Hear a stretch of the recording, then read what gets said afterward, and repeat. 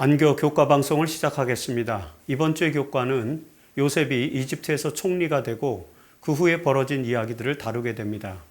이번 주에 우리가 살펴볼 교과의 내용은 창세기 41장부터 45장까지 해당되는 이야기입니다. 이 범위에는 요셉이 이집트의 총리가 되고 가나안에 있던 형들이 이집트에 와서 그들이 노예상에게 팔았던 동생 요셉을 만나는 이야기가 기록되어 있습니다.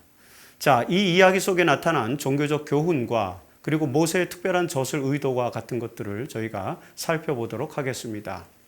먼저 이번 주 교과의 기억절은 창세기 41장 41절의 내용입니다. 외우기 쉽죠? 바로가 또 요셉에게 이르되 내가 너를 애굽 온 땅에 총리가 되게 하노라는 그런 기록입니다. 자, 이번 주에 살펴볼 내용을 먼저 요약해 보면 다음과 같습니다.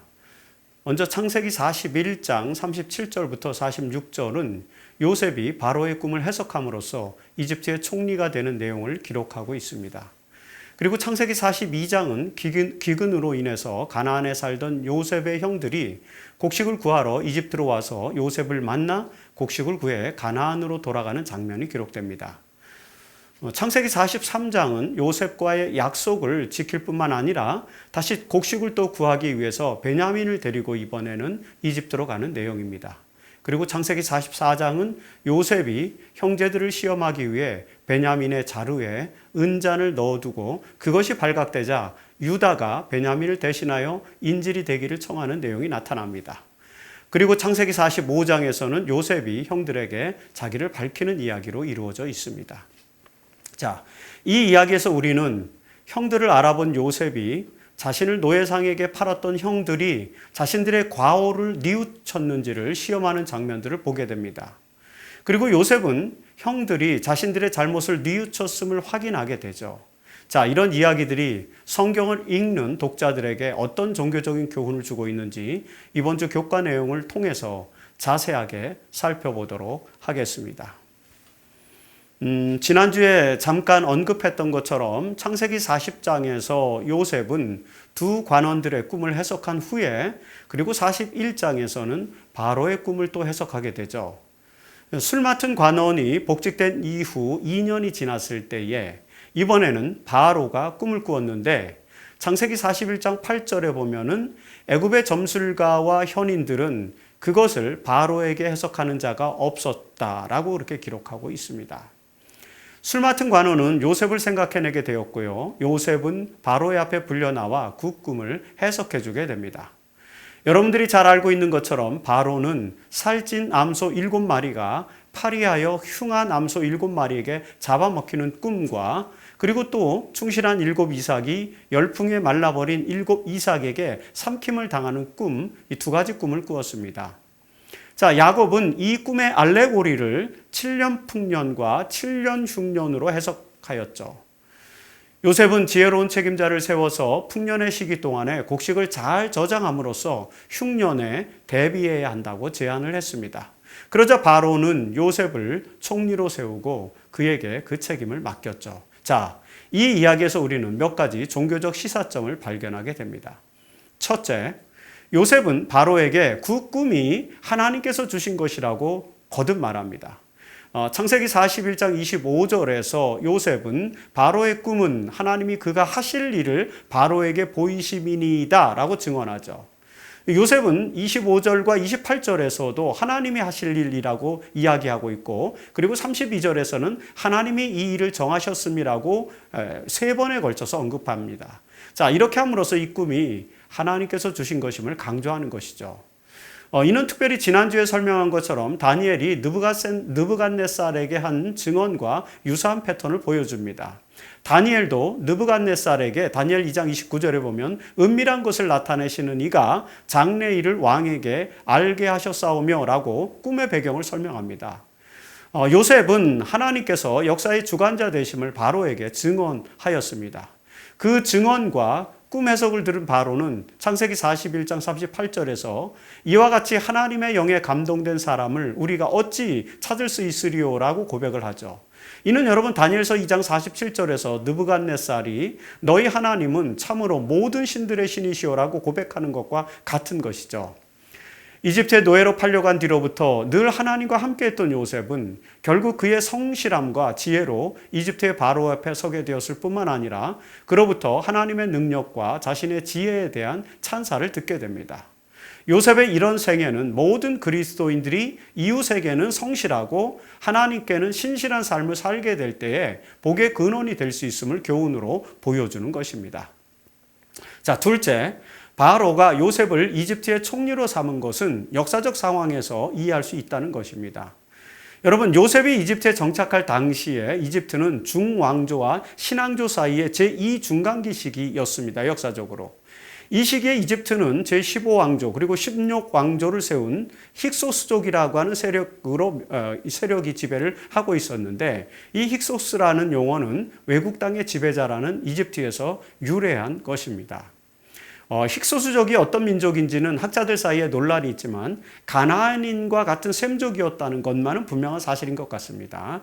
자, 이 힉소스족이 지배하던 시기였기 때문에 셈족이었던 요셉을 총리로 삼는 것이 가능했을 것으로 성경학자들은 설명을 하는 것이죠.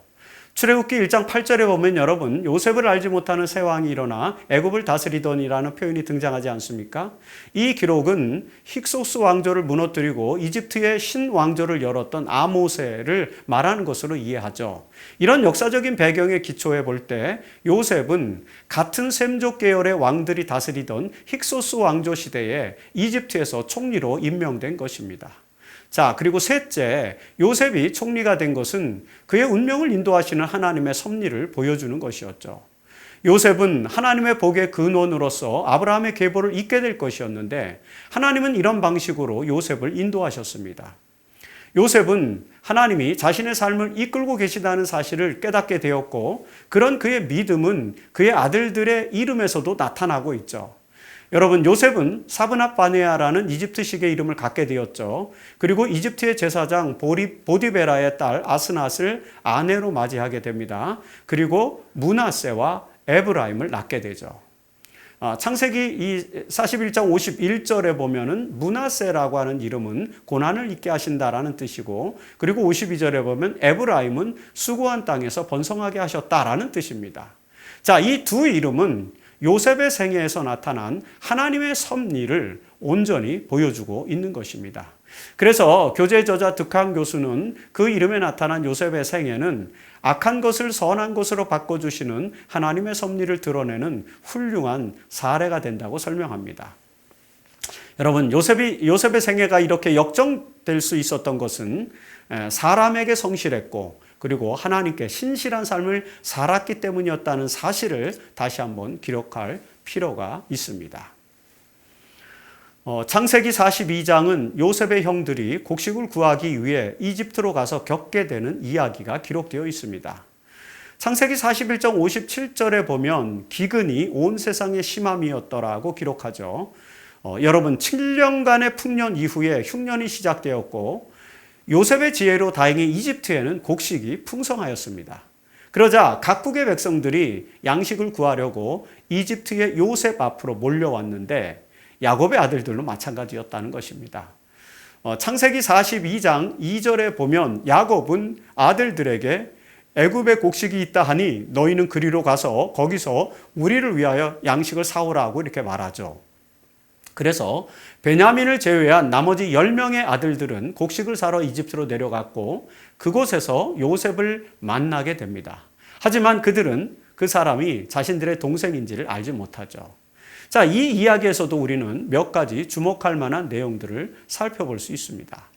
첫째, 이집트에서 요셉과 그 형들의 만남은 어린 시절 요셉이 꾸었던 꿈의 성취를 드러내줍니다. 여러분 기억하시죠?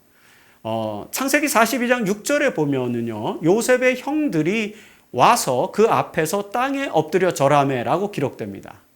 그리고 8절과 9절에 보면 요셉은 그 형들을 알아보고 그들에 대하여 과거의 꾼 꿈을 생각하게 됩니다. 생각하게 되는 것이죠. 여러분, 과거의 형들은 요셉의 꿈 이야기를 듣고 몹시 화를 냈고 그것이 결국 동생을 노예로 팔게 하는 결과로 이어졌지만 그 꿈은 사실상 하나님의 섭리를 드러내는 것이었습니다. 그들이 요셉을 판 뒤 20여 년의 시간이 흘러서 그들은 이집트의 총리가 된 요셉 앞에 엎드려 절함으로써 그 꿈이 성취되는 현장에 있게 되는 것입니다. 자, 요셉의 이야기는 문학작품에서 나타나는 플롯들을 차곡차곡 기록하는 방식으로 정리되어 있습니다. 그래서 이 이야기는 많은 문학작품으로 승화되었고 현대에 와서는 뮤지컬로도 소개될 만큼 극적인 요소들을 가지고 있죠. 어린 시절 요셉의 꿈과 이집트에서의 저들의 만남은 아주 촘촘한 극적 내러티브를 보여주고 있는 것입니다. 둘째, 요셉은 형들의 삶에 어떤 변화가 있었는지를 시험합니다. 사실 그 형들은 전에는 질투와 시기로 동생들을 죽이려 했고요. 결국에는 노예상에게 동생을 팔아버렸던 매우 비도덕적인 인물들이었습니다. 이들이 그때의 사건을 어떻게 반성하고 있는지, 그 이후의 삶은 어떠했는지를 요셉은 먼저 알고 싶었습니다. 그래서 요셉은 그들을 정탐꾼으로 몰아붙여 시험을 하게 되죠. 자, 창세기 42장 16절에서 요셉은 내가 너희의 말을 시험하여 너희 중에 진실이 있는지 보리라고 말하는데, 자, 이 표현에서 우리는 요셉이 형들의 삶의 태도가 어떻게 변했는지 알고 싶어 하는 모습을 보게 됩니다. 13절에 보면은요, 형들은 12형제로서 가나안 땅 한 사람의 아들들이라 막내 아들은 오늘 아버지와 함께 있고 또 하나는 없어졌나이다 라고 고백함으로써 자신들이 요셉의 존재를 숨기지 않고 있음을 사실 보여줍니다. 그리고 그 이후의 기록에서 보면 형들은 요셉을 죽이려고 했던 일들을 후회하고 있음을 드러내죠. 자, 이런 모습들 속에서 우리는 야곱의 아들들이 요셉을 팔아버린 행위에 대한 잘못을 인식하고 있음을 알 수 있습니다. 그리고 세 번째로 형들은 이집트에서 자신들이 당한 일련의 일들이 인과응보라는 사실을 또 인식하게 됩니다. 이미 언급했던 것처럼 창세기 42장 21절에서 그들이 서로 말하되 우리가 아우의 일로 말미암아 범죄하였도다라고 반성하고 있습니다. 그리고 22절에서 루벤은 그러므로 그의 핏값을 치르게 되었도다라고 또 후회하죠. 자, 요셉은 그들의 하는 말을 듣고 있었어요. 그들이 어느 정도 반성의 삶을 살고 있는지를 또 깨닫게 되는 것입니다. 그런 이야기를 통해서. 요셉의 형들은 이집트에서 정탐꾼으로 억울하게 몰리게 되었고 감옥에 갇히게 된 일들을 통해서 자신들이 저지른 죄의 결과를 깨닫게 되는 것입니다. 때때로 시련이 닥쳐올 때 그리스도인들은 종종 그 시련이 범죄의 결과가 아닌지 고민하게 되죠. 자, 그런 고민과 후회는 진정한 회개로 이어져야 합니다. 우리의 죄로 인해 시련이 올 때 우리는 그것을 회개케 하시는 성령의 역사하심으로 받아들여야만 합니다. 그렇게 하면 우리에게 진정한 회개가 가능하게 될 것이기 때문입니다. 그것이 바로 우리 안에 이루어지는 성령의 사역인 것입니다. 자, 요셉의 형들의 마음속 번뇌에서 우리는 우리의 시련 속에서 성령의 음성에 귀를 기울여야 한다는 교훈을 기억하게 됩니다. 창세기 43장에서 또 우리는 요셉이 드디어 그의 동생 베냐민과 상봉을 하는 장면을 보게 되죠. 자, 야곱은 베냐민을 잃을까 두려워하여 그를 이집트로 보내고자 하지 않습니다. 그러나 유다와 다른 형제들이 베냐민을 안전하게 지키겠다고 보증한 후에야 베냐민과 함께 이집트로 내려갈 것을 이제 허락하게 되죠. 자, 이렇게 해서 요셉의 형들은 베냐민을 데리고 다시 이집트로 돌아왔습니다. 여러분, 특별히 그들은 이집트에 바칠 예물과 곡식값의 2배를 가지고 요셉의 앞에 서게 되죠. 성경에 보면은 이 기간이 상당히 길었음을 알게 해줍니다. 창세기 43장 10절에 보면 우리가 지체하지 아니하였더라면 벌써 2번 갔다 왔으리이다 라는 기록이 있지 않습니까? 자, 야곱은 베냐민을 잃게 될 것이 두려워 아들들을 이집트로 보내지 못했습니다. 여러분, 그곳에 시므온이 갇혀 있었어요. 그렇죠? 그랬음에도 불구하고 야곱은 그들을 돌려보내지 않았던 것입니다. 그러나 창세기 43장 2절에 보면 가져온 곡식을 다 먹음에 야곱은 이제 할 수 없이 그들을 다시 이집트로 보내어 양식을 사오게 하는 것입니다. 우리는 야곱이 요셉을 잃은 슬픔과 그리고 베냐민에 대한 애정을 드러내는 이런 장면을 어느 정도는 이해할 수 있습니다. 그러나 시므온이 옥에 갇혀 있다는, 이 이집트에 옥에 갇혀 있다는 사실을 기억할 필요도 있죠. 자, 이런 상황에서도 결정을 쉽게 내리지 못하는 야곱의 모습, 이 모습도 우리의 삶의 교훈으로 적용해 볼 필요가 있습니다. 자, 베냐민을 데리고 이집트로 다시 돌아온 형제들은 두려움을 떨쳐버리지 못하죠. 창세기 43장 18절에 보면 그 사람들이 요셉의 집으로 인도됨에 두려워하여라고 기록합니다. 사실 그들은 지난번 곡식 자루에 돈이 들어있었던 것 때문에 이번에는 아마 자신들을 도둑으로 몰아 노예로 삼을지도 모른다는 생각에 두려워했던 것 같습니다. 그래서 그들은 지난번 곡식값을 그대로 다시 가지고 왔죠. 그러나 그들은 이집트의 총리가 요셉이라는 사실을 알지 못했기 때문에 계속해서 두려움을 갖게 됩니다. 그러자 요셉은 창세기 43장 23절에서 너희는 안심하라, 두려워하지 말라, 너희 하나님이 이 재물을 너희 자리에 넣어준 것이고 너희 돈은 내가 이미 받았느니라 라고 이렇게 말합니다. 그리고 나서 시므온을 석방한 후에 그들에게 음식을 접대하게 됩니다. 자, 이런 배려에도 불구하고 형제들은 베냐민을 안전하게 해야 할 책임으로 인해서 여전히 불안함을 가지게 됩니다. 이 이야기에서 요셉은 형들의 마음을 또다시 시험하죠. 요셉은 동생 베냐민을 특별히 우대를 합니다. 창세기 43장 29절에서 요셉은 베냐민에게 소자여, 여기서 아들아 뭐 이런 표현입니다. 하나님이 내게 은혜를 베푸시기를 원하노라고 축복을 합니다. 이 소자야라는 표현, 벤이라는 표현은 아들이라는 뜻입니다. 히브리 말로. 이것은 가장 친밀한 표현으로 그를 축복한 요셉은 기쁜 감정에 복받쳐서 다른 방에 가서 울기까지 하게 되죠. 자, 요셉은 베냐민에게 특별한 대우를 해주고 음식도 5배나 많이 주게 됩니다. 그러나 형제들은 이런 특혜를 받는 베냐민을 질투하지 않습니다. 그들은 요셉의 일로 인해 마음의 진정한 변화를 경험했음을 드러내 주는 것입니다. 그러나 그들의 변화를 완전하게 받아들이기에는 아직 무엇인가 부족했던 것 같습니다. 그래서 요셉은 형들의 상태를 파악하기 위해서 한 가지 시험을 더 준비했죠. 그것이 바로 그 내용은 이제 수요일 소지에서 더 자세하게 다루게 될 것입니다. 창세기 43장에서 주인공은 베냐민이죠. 그러나 여러분, 이 베냐민은 아무런 역할을 하지 않습니다. 야곱이 자기 때문에 형들을 이집트로 다시 보내지 못했을 때에 베냐민은 아무런 반응을 보이지 않습니다. 그리고 그가 이집트로 가야만 했을 때에도, 또 요셉의 집으로 인도되었을 때에도, 그리고 요셉으로부터 아들아라는 축복을 들었을 때에도, 그리고 형들보다 5배나 많은 음식을 제공받았을 때에도 여전히 이 베냐민의 반응과 입장은 단 한 내용도 기록되어 있지 않습니다. 그럼에도 불구하고 여러분, 그는 이 이야기의 중심인물이 되죠. 자, 이 점은 우리에게 시사해 주는 바가 있습니다. 그것은 바로 아무런 역할이 없는 것처럼 보여도 주인공이 될 수 있다는 사실입니다.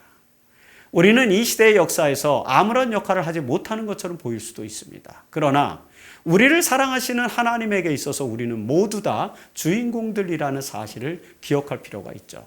베냐민은 그런 우리의 존재성, 우리의 정체성을 드러내주고 있다고 볼 수 있습니다. 자, 수요일 소지입니다. 창세기 44장은 창세기 42장의 이야기와 유사한 구조를 보여주죠. 야곱의 아들들은 식량을 구하기 위해 2번째 이집트를 방문하였고요. 요셉의 명령에 따라 막내 동생인 베냐민을 데리고 왔습니다. 베냐민과 극적인 상봉을 하게 된 요셉은 베냐민에 대한 특별 대우를 통해서 형제들의 질투심을 시험합니다. 다행히 형들은 요셉을 노예로 팔아버린 이후 변화된 모습을 보여주고 있죠.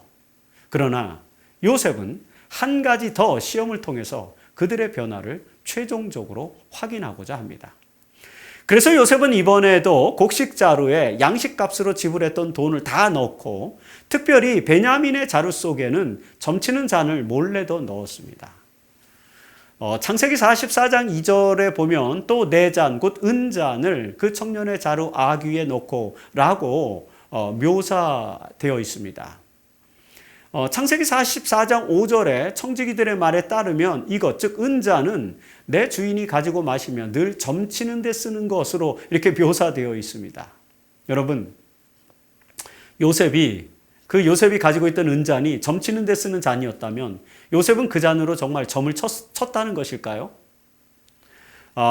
여기서 은잔으로 표현된 이 단어는 구약에 3번 딱 사용되었습니다. 그 단어는 이것 이외에는 출애굽기 25장 31절에서 성막의 금초대의 잔으로 사용되었고, 그 다음에 예레미야 35장 5절에서는 레갑의 족속을 미혹하는 데 사용된 포도주가 가득한 잔에 사용됩니다.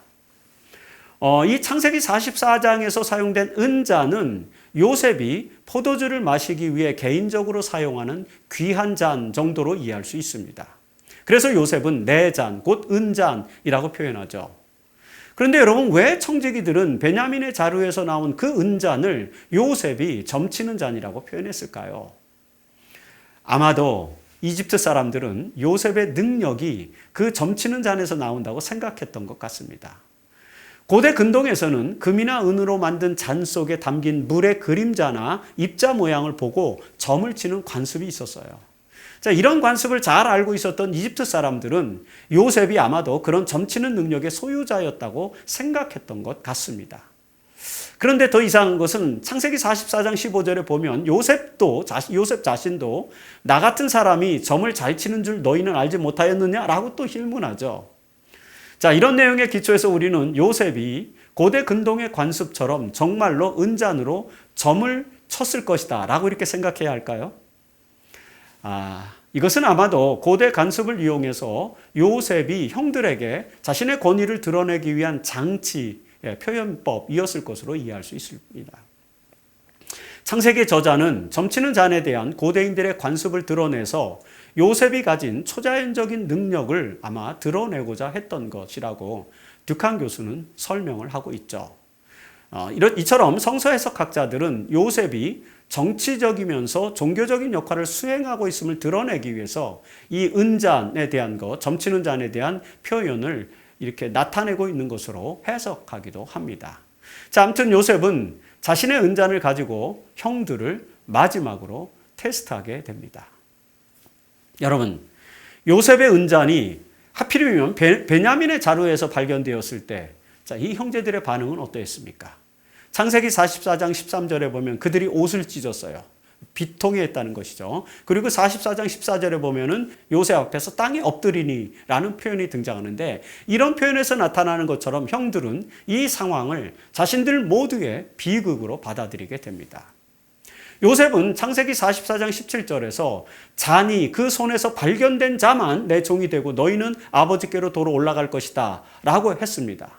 이제 베냐민이 종이 될 거라는 거죠. 그렇지만 그럴 때 유다는 창세기 44장 16절에서 우리와 그리고 이 잔이 발견된 자가 다 내 주의 노예가 되겠나이다 라고 간청을 하죠. 자, 이 형제들은 이제 더 이상 편애해야 하는 자를 팔았던 그때 그 사람들이 아니었습니다. 그들은 막내 동생인 베냐민을 지키기 위해서 자신들이 운명 공동체임을 강조하게 됩니다.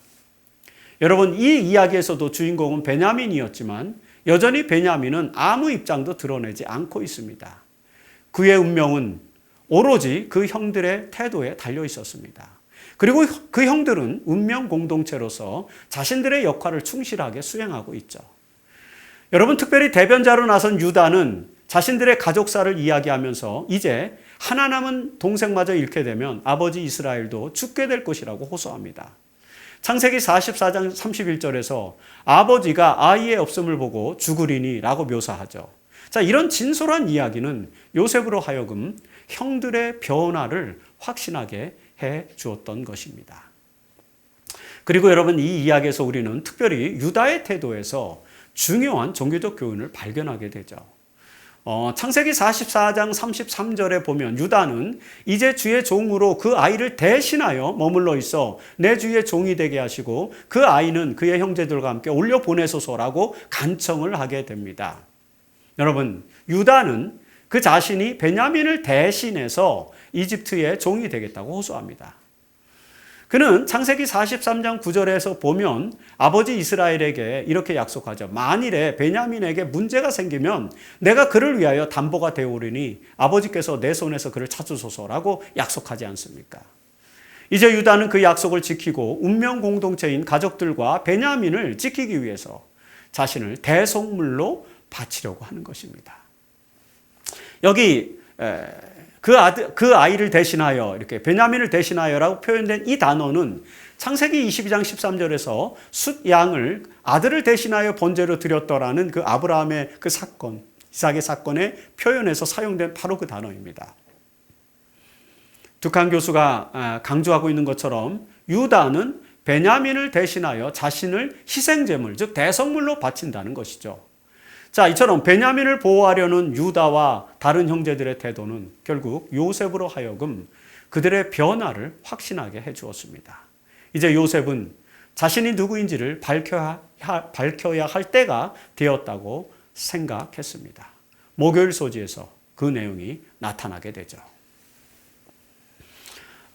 여러분, 요셉이 자신의 정체를 형들에게 밝히는 시점은 유다가 아버지에 대해서 고백한 말 때문이었죠. 창세기 44장 34절에서 유다는 두렵건대 재앙이 내 아버지에게 미침을 보리이다라고 호소하죠. 이 말들은 요셉은 창세기 45장 1절에서 그 정을 억제하지 못하여 소리질러 그 형제들에게 자기를 알리게 됩니다. 자, 창세기 45장에 기록된 요셉과 형제들의 상봉 장면은 요셉의 이야기에 예정된 결말을 극적으로 제시해주고 있습니다. 이 이야기에서 우리가 주목해야 할 요소는 요셉이 자신에게 일어난 모든 비극적 상황들이 하나님의 섭리에 의한 것이었다고 고백하고 있는 점입니다.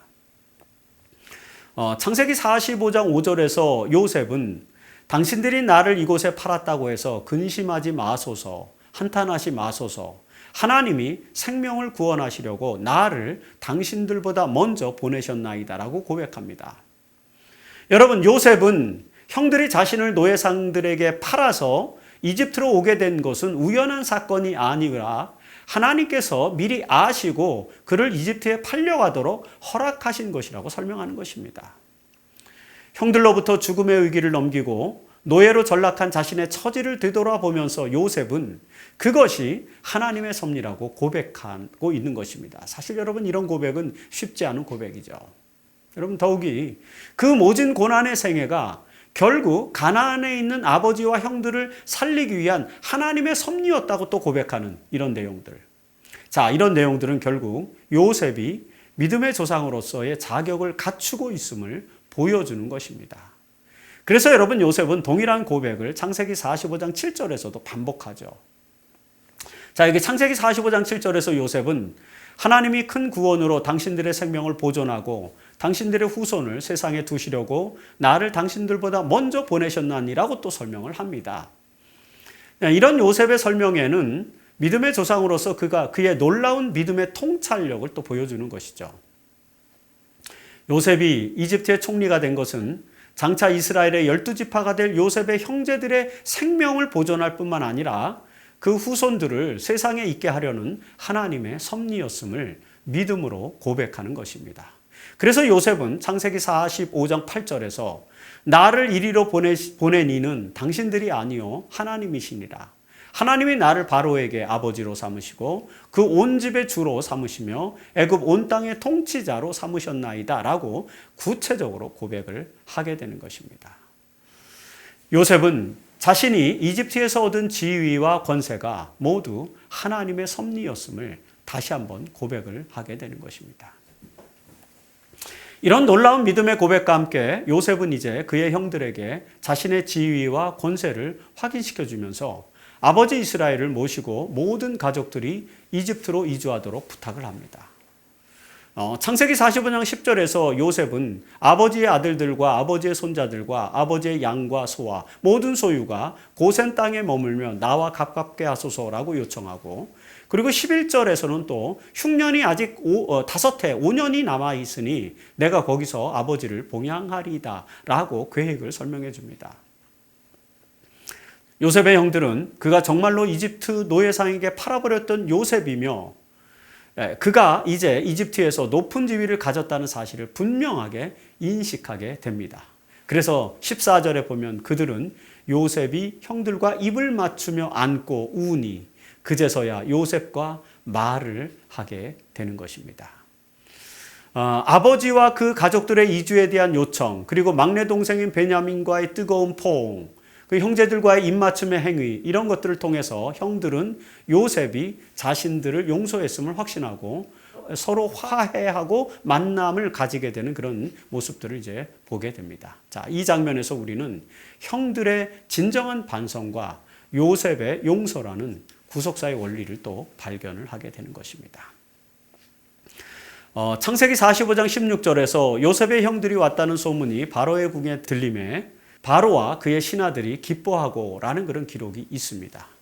자, 이 기록은 이 사건에 대한 이야기가 이집트 궁정에 들려졌고 그래서 이집트 궁정에서 어떤 반응이 나왔는지를 이제 전해주는 그런 이야기죠.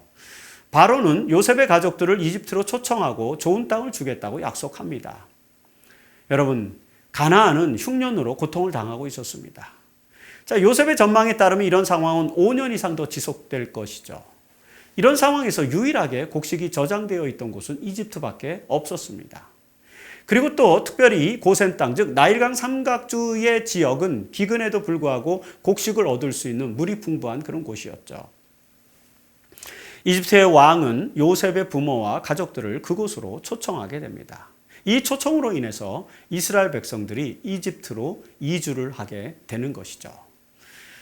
그들은 그곳에서 수백 년의 시간을 노예로 지내게 될 것을 알지 못했을 것입니다. 일단은 그냥 상황에 맞춰 이주를 하게 되는 것이죠. 자, 이런 상황은 하나님께서 아브라함에게 말씀하신 역사의 성취로 이어지게 됩니다. 이런 역사적 상황은 자연스럽게 출애굽기로 이어지고 또 모세의 시대로 연결되는 것이죠.